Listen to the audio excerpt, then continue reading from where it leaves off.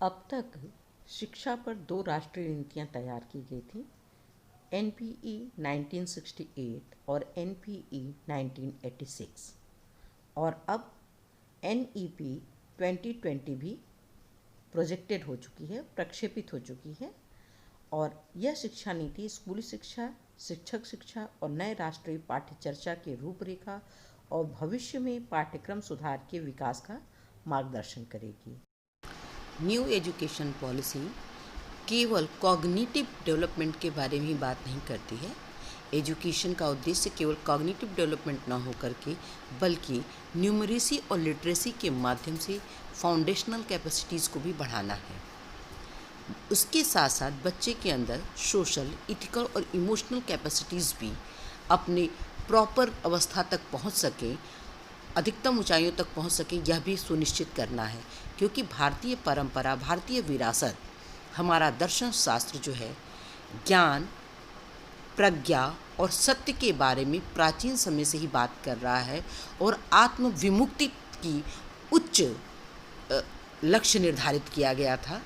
ऐसे उच्च लक्ष्यों को निर्धारित करते समय हमारे पास विश्वस्तरीय इंस्टीट्यूशंस भी थे, तक्षशिला, नालंदा, विक्रमशिला, वल्लभी। इसी तरह के उच्च शिक्षण संस्थान की हमें पुनर्स्थापना करनी है। इस बात पर ज़्यादा ध्यान दिया गया है इस नई शिक्षा नीति में।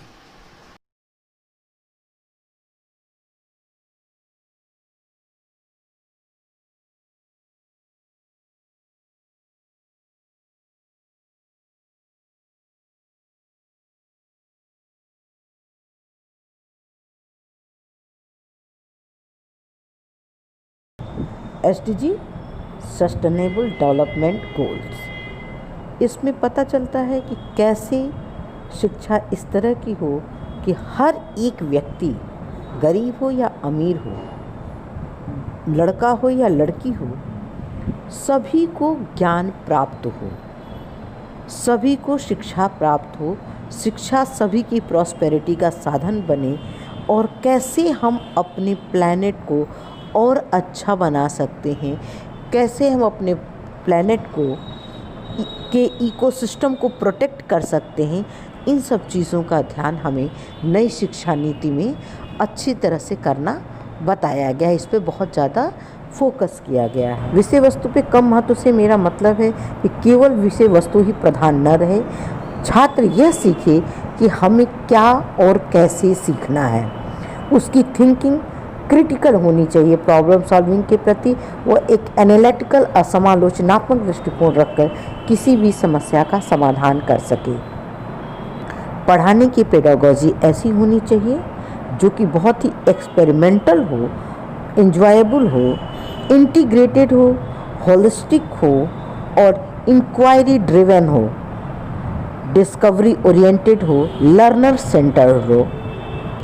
करिकुलम इस तरह के होने चाहिए जो ओवरऑल डेवलपमेंट कर सकें, स्टूडेंट में संभावित सभी कैपेबिलिटीज़ का विकास कर सकें और एजुकेशन को वेल राउंडेड, यूजफुल और लर्नर की सारी आवश्यकताओं को फुलफिल करने वाला होना चाहिए। इसके साथ ही साथ एजुकेशन इस तरह का हो जो कैरेक्टर बिल्डिंग कर सके, इथिकल वैल्यूज को जगा सके, रेशनल और कंपैशनेट एंड केयरिंग नेचर को भी जगा सके, और उनको साथ ही साथ गेनफुल और एम्प्लॉय देने वाला भी होना चाहिए। Security, transparency and resource efficiency को इंश्योर कर सके और इनोवेटिव आइडियाज़ को बढ़ावा दे सके। इसके लिए चाहे ऑटोनॉमी देनी हो, गुड गवर्नेंस या और किसी भी तरह की एम्पावरमेंट देनी पड़े। प्रोग्रेस एक सही दिशा में जा रही है कि नहीं आ रही है, नई शिक्षा नीति के जो सिद्धांत बनाए गए हैं वो फुलफिल हो रहे हैं कि नहीं हो रहे हैं, इसके लिए एक कॉन्टिन्यूअस रिव्यू की भी ज़रूरत होगी जो कि इसकी प्रोग्रेस को मेज़र कर सके। इन सारे उद्देश्यों की प्राप्ति के लिए न्यू एजुकेशन पॉलिसी को मेजर रूप से 4 भागों में बांटा गया है। स्कूल एजुकेशन, जिसमें बच्चों की पढ़ाई, टीचर्स की ट्रेनिंग, इंफ्रास्ट्रक्चर डेवलपमेंट और चीज़ें अच्छे से फुलफिल हो पाने की पॉलिसी के हिसाब से उसके बारे में चर्चा की गई है। हायर एजुकेशन के बारे में भी आमूल चूल कैसे कार्य किया जाए, स्टूडेंट्स, टीचर एंड यूनिवर्सिटीज़ के लिए इंफ्रास्ट्रक्चर, और उसके बाद other key areas of focus, और एजुकेशन में क्या क्या प्रॉब्लम आ रही है उनके बारे में चर्चा की गई है।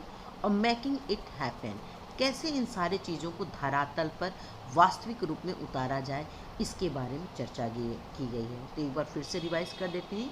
न्यू एजुकेशन पॉलिसी 4 पार्ट्स में मेजरली डिवाइडेड है। School education, second higher education, third है other key areas of focus, और fourth and last is making it happen.